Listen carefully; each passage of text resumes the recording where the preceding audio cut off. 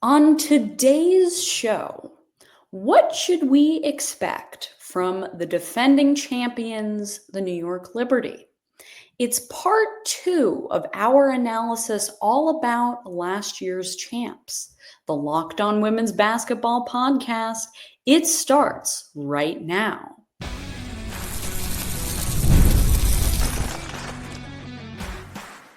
You are Locked On Women's Basketball, your daily podcast on women's basketball. Part of the Locked On Podcast Network, your team every day.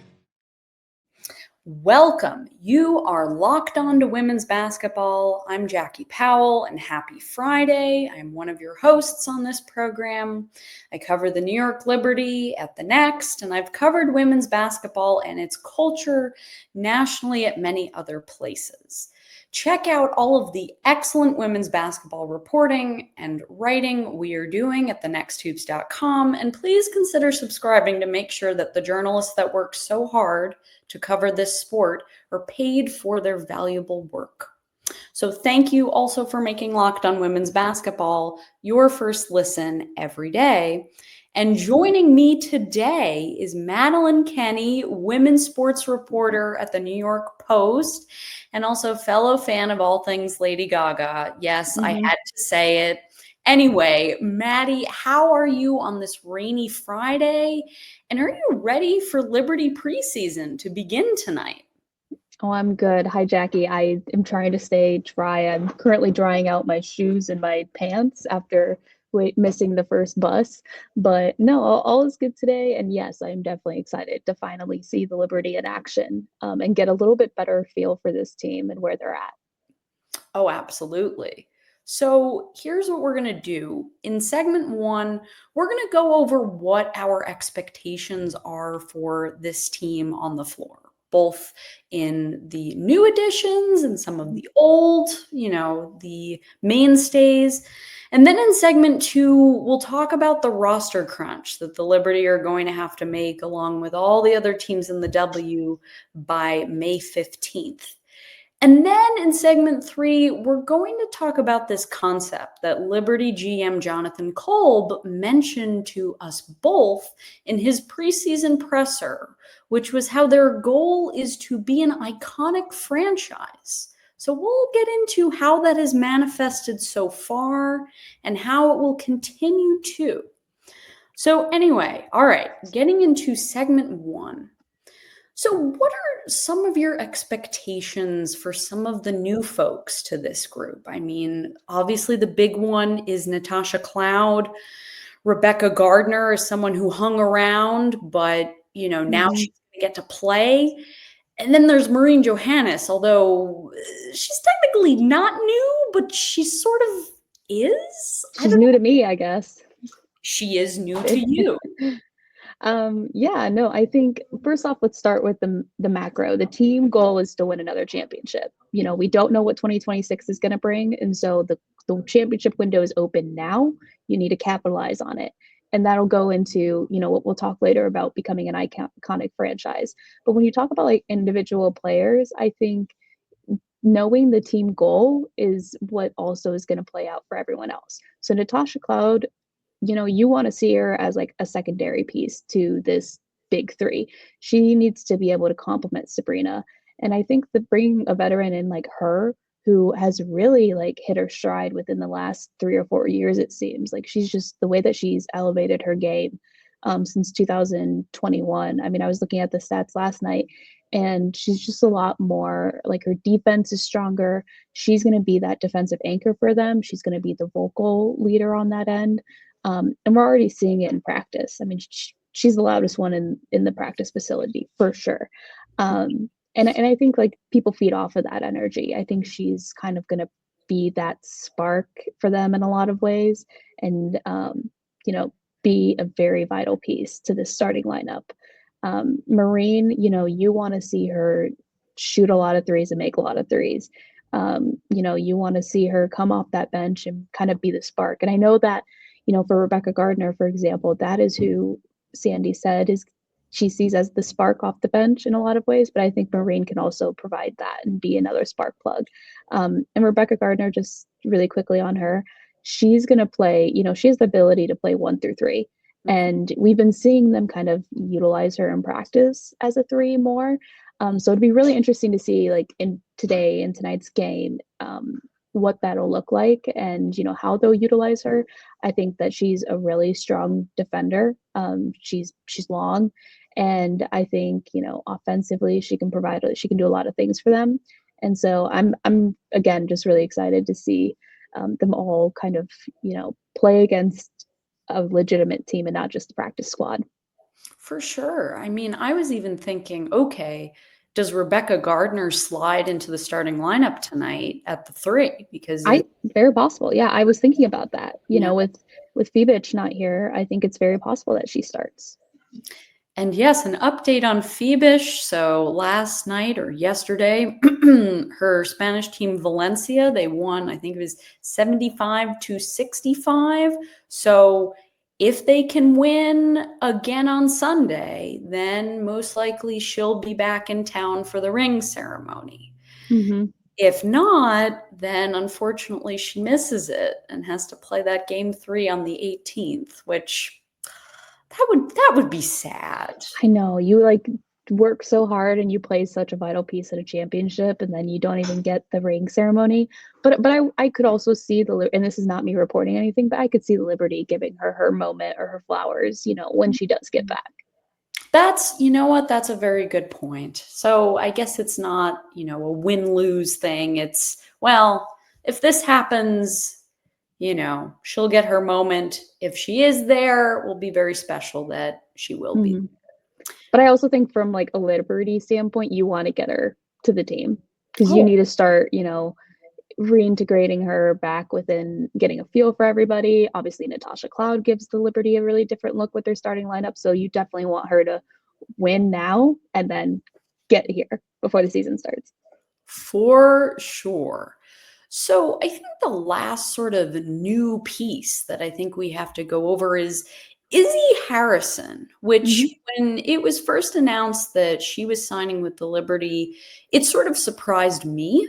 But then sort of as we've gone into training camp and we know that EuroBasket is coming, I think I get it a little bit more. What sort of do you see as your vision for her on this roster? Yeah, I think that she has the potential to be in the front court rotation for sure. And I think that, she gives them some depth there, especially knowing that you're going to lose several players to EuroBasket in June. Having a player that already has the familiarity with the teammates. And I think also, you have to think about the course of the long season. Unfortunately, there's going to be load management, or there's going to be, I don't want to say it, but knock on wood, injuries can arise. So you want to have a player like her who, just can provide that depth, because they definitely needed to add some there when you looked at the roster construction this offseason. For sure. I mean, they lost Kayla Thornton to the expansion draft, to the Golden State Valkyries. And what they loved about KT, I mean, there was a lot to love about KT, but one of the things they loved was that she could guard 4s. And so they needed someone, as you mentioned, Rebecca Gardner, she can guard 1 through 3. She can't guard 4s. So they were like, we need someone who can guard 4s. Izzy Harrison. Poof. There you go. Yeah.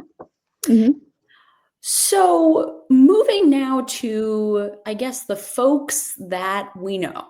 Let's talk about the big 3. What are the expectations when it comes to Stewie, JJ, and Sabrina Ionescu? So I think Breanna and JJ are very similar in expectations, in the sense that you just want to see them sustain that level of excellence that they've been playing at. What that looks like. I mean, I feel like for Breanna, it's having another really good season and leading to a championship. Same with JJ, what she was able to do during the finals. Sabrina Ionescu is the very interesting one, in my opinion, because, she said that this is the best fit that she's been in this offseason, the way that she's put in work with her trainer and the conditioning that she's been. I think that she is, potentially due for a really big season and taking another jump in her WNBA career. It's interesting you say that, because Obviously there was a joke that she made at the finals about getting on the second all WNBA team instead of the first. She had a really strong start to the season, but then after the Olympic break, it was a little sluggish. And then, Caitlin Clark had a very rough first half of the season, and then she turned it up after the Olympic break. So I think that is definitely something to watch out for. I think the one thing about Stewie that I'm going to be looking for is obviously she's not playing tonight, right? And it's because they're working her back from her surgery on, I think it was like a partial meniscus. She said it was more so like a cleanup type situation. Like there was discomfort. Yeah, there was discomfort, and rather than playing, trying to favor one side or playing in fear of hurting it worse, just clean it up, Which is a really smart thing to do. But I'll be really curious to see once she has her legs under her, how her three-point shot is looking, because I know that last year that was a bit of a struggle. Those numbers were down. They were down to maybe like 29%. Usually she's hitting them at like 35%. Yeah. So we'll see. Hopefully playing without pain will help in some way, shape, or form. You'd think it would. Yeah, and what I want to add there too is, there's been a lot of talk at training camp playing this 5-out scheme, and they did it some last season, but it sounds like they're going to be deploying it way more often. And with that, you want shooters to be shooting at a high efficient clip, and so I agree that is something that we're going to want to see, especially if this team wants to go back and repeat as champions. I mean, they won by an eyelash last season. Let's not forget, it's not like it was this dominant run through everything. And so other teams have gotten better, and the Liberty, they have to get better if they want to sustain, window. For sure. So coming up, we are going to get into the Liberty's roster and the roster crunch that we're going to see play out in these next few days. But first, I do want to talk to you all about our friends at DoorDash. NBA fans, you know what time it is. It's playoff season, and that means big performances and even bigger rewards. DoorDash is bringing the heat with a slam dunk deal for Dash Pass members during the 2025 NBA playoffs. It's called the They Swoosh, You Score.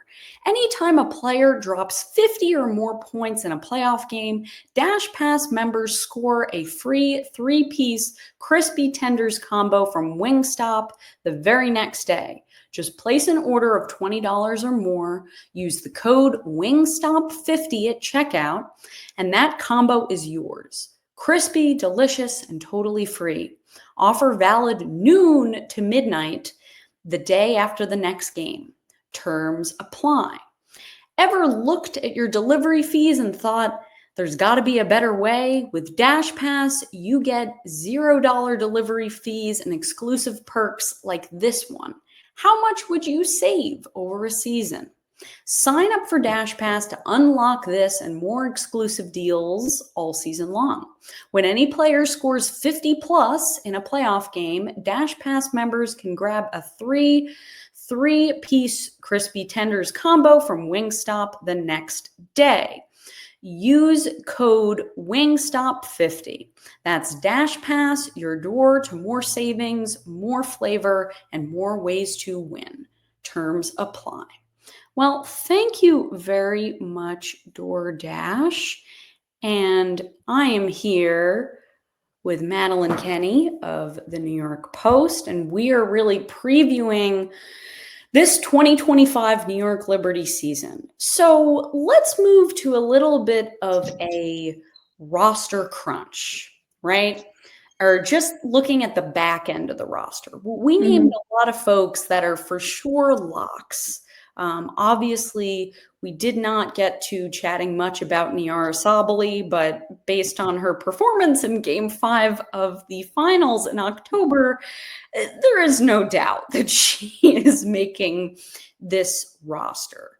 So I think, though, it's worth reminding the folks listening where the Liberty stand when it comes to the amount of players they have on roster and, taking a look at how the recent news regarding Benijah Laney-Hamilton opens up things even more for them. Mm-hmm.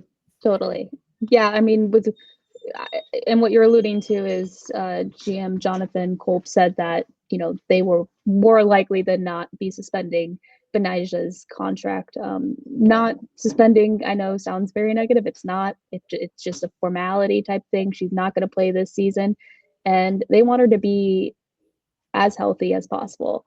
And rushing her back to, maybe be a part of the playoff picture after the team has played the entire season without her, I mean, that could just throw off team chemistry. It could just throw things out of rhythm. And so I think this is what's best, not only for the Liberty, but also for Benijah specifically. This allows her, a solid, 14 months to fully heal up. I mean, she's been dealing with re-aggregating knee injuries over the last several years. And so this gives her some time off to really get truly healthy. And what will that look like? And so I think, by suspending her contract, obviously it means her salary will not be on the books this year. It gives them financial flexibility. It also opens up a roster spot so they can add an additional player.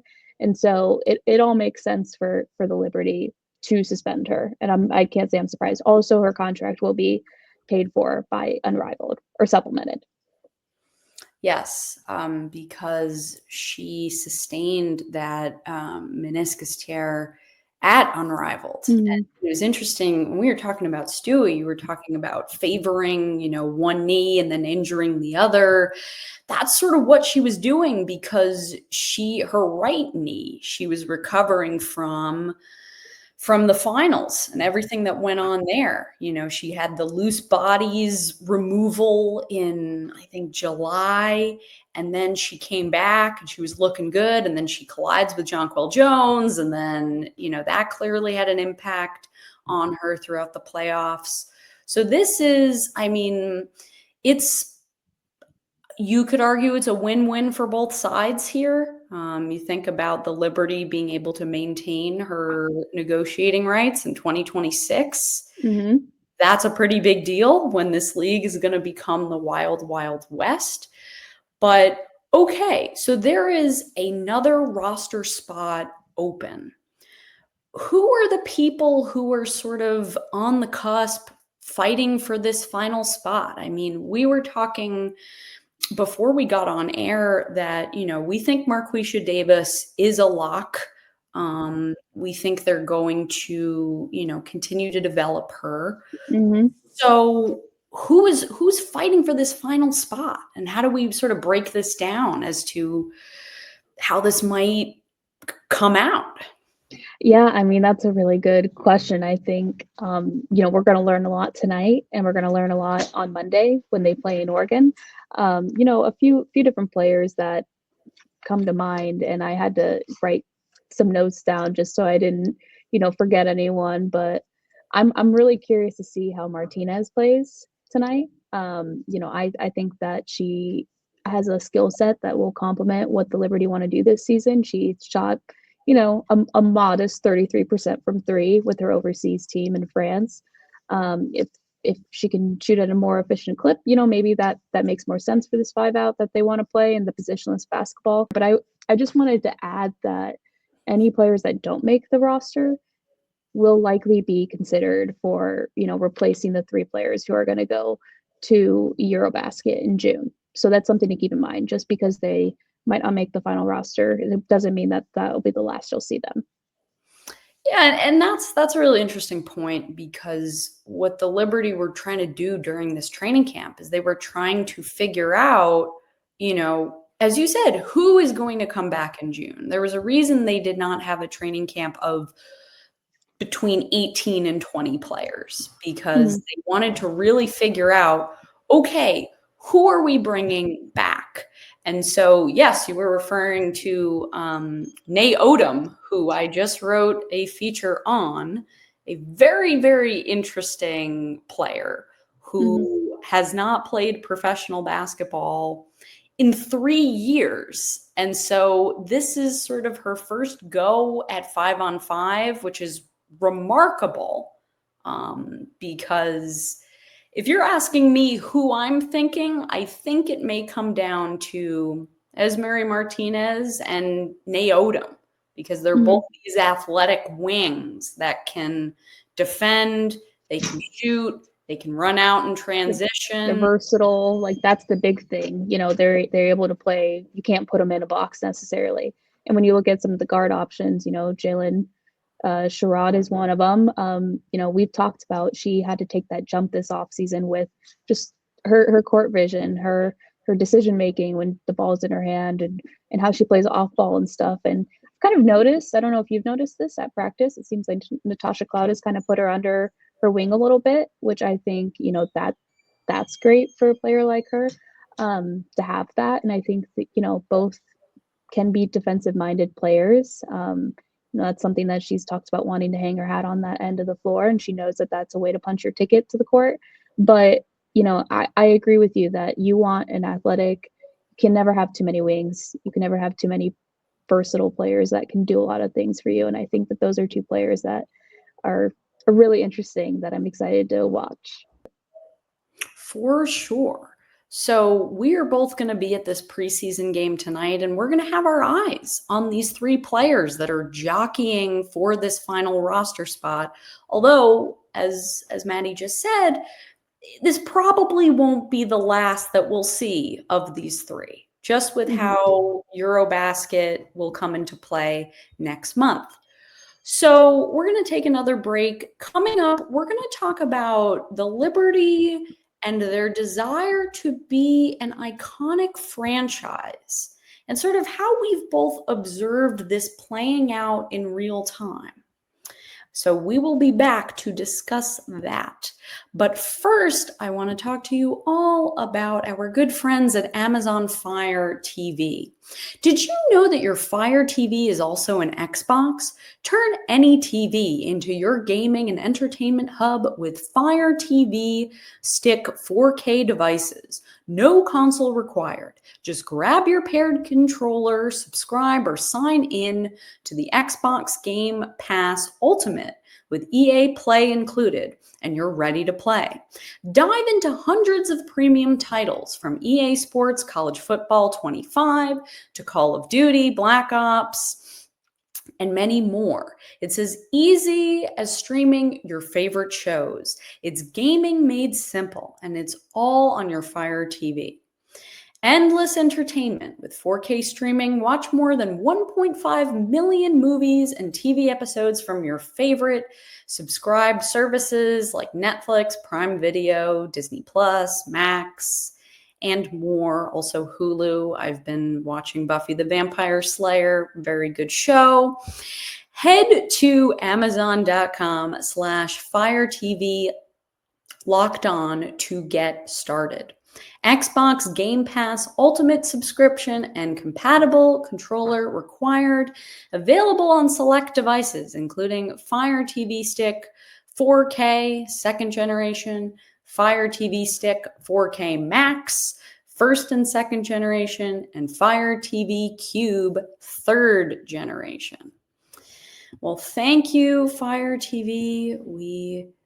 We appreciate you. But anyway, I am back here with Madeline Kenney of the New York Post. And so we're going to move a little bit off the court for segment 3 to sort of get into this really interesting comment that Liberty General Manager Jonathan Kolb made. And so I'm going to read part of this quote, and we're going to get into sort of the significance of this and what we make of this. So he said to us, he said, "We want this franchise to be a legacy franchise. We want this franchise to be iconic. It only happens through winning, and that only happens through your daily habits." So I guess when you heard that comment from him, what did you make of that? And how exactly would you say legacy or iconic franchises are defined? Yeah, I think that there's layers to the answer here. One, obviously, they want to be a winning franchise, and that's how you become iconic. They want to be a franchise that's constantly contending and winning national or WNBA championships. I don't know why I keep saying national championships, but you know what I mean. They want to continue to win championships. They want to, have the league MVP on their roster. They want to have players that are continuing to push the game forward, both in the WNBA and also branching out into other areas and sectors of culture and fashion and art and music and like so many other things.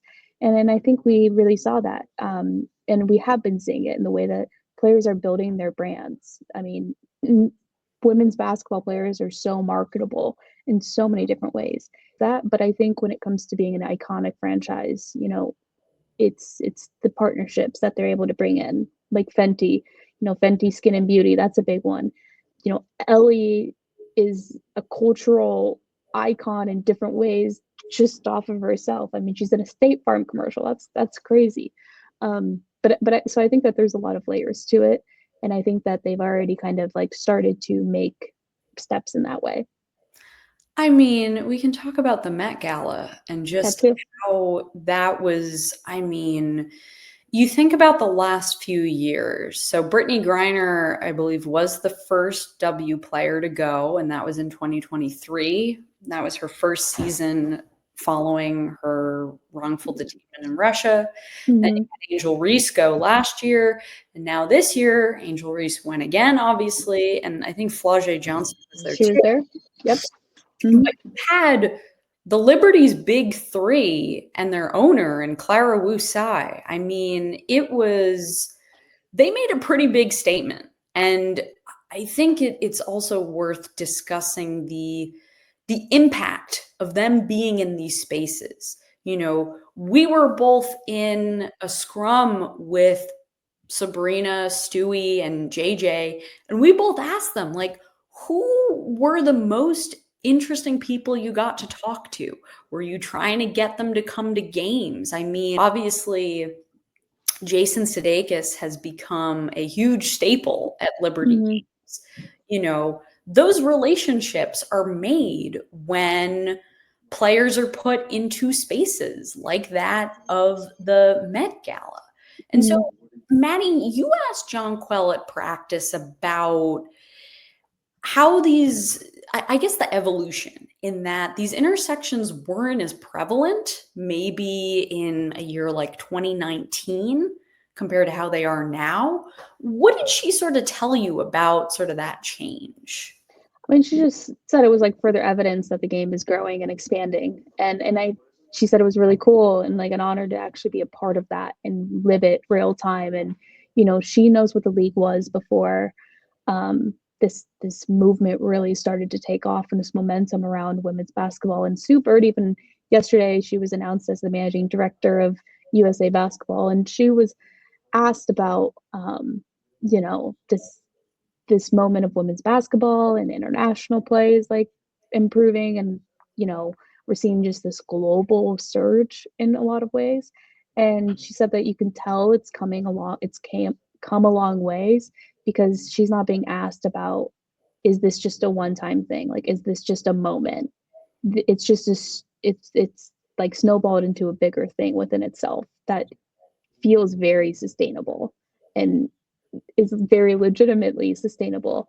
And so I think that kind of also plays to what JJ was saying. Yeah, it's interesting.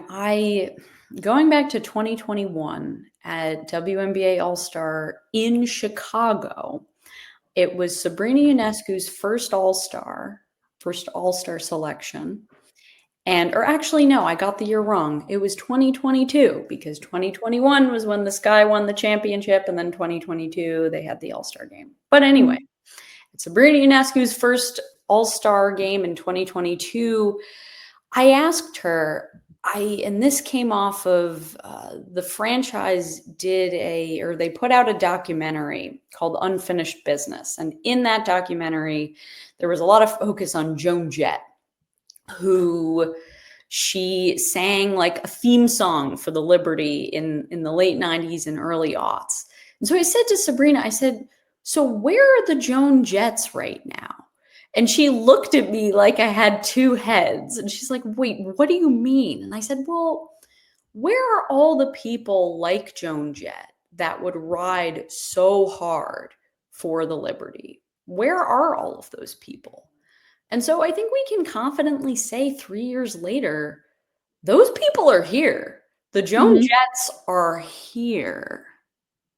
Totally, 100%.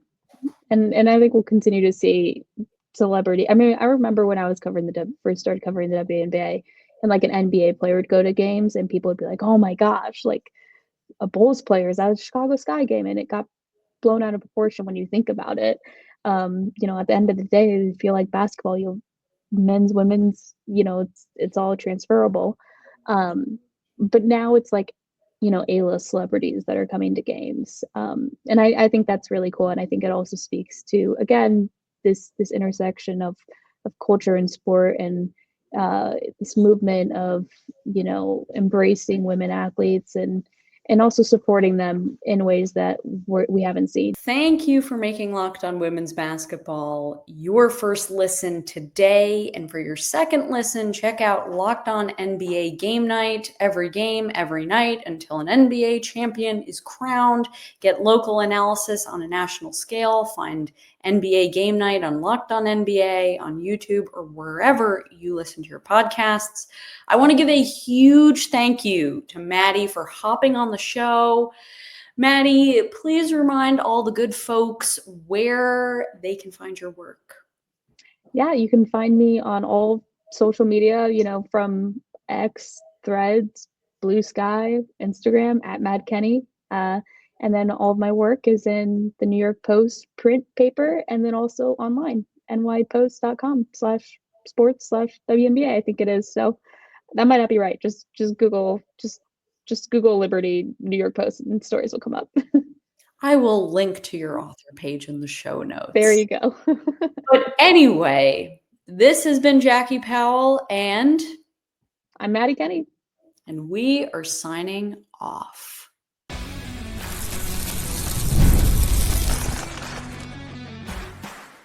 You are Locked On Women's Basketball, your daily podcast on women's basketball. Part of the Locked On Podcast Network.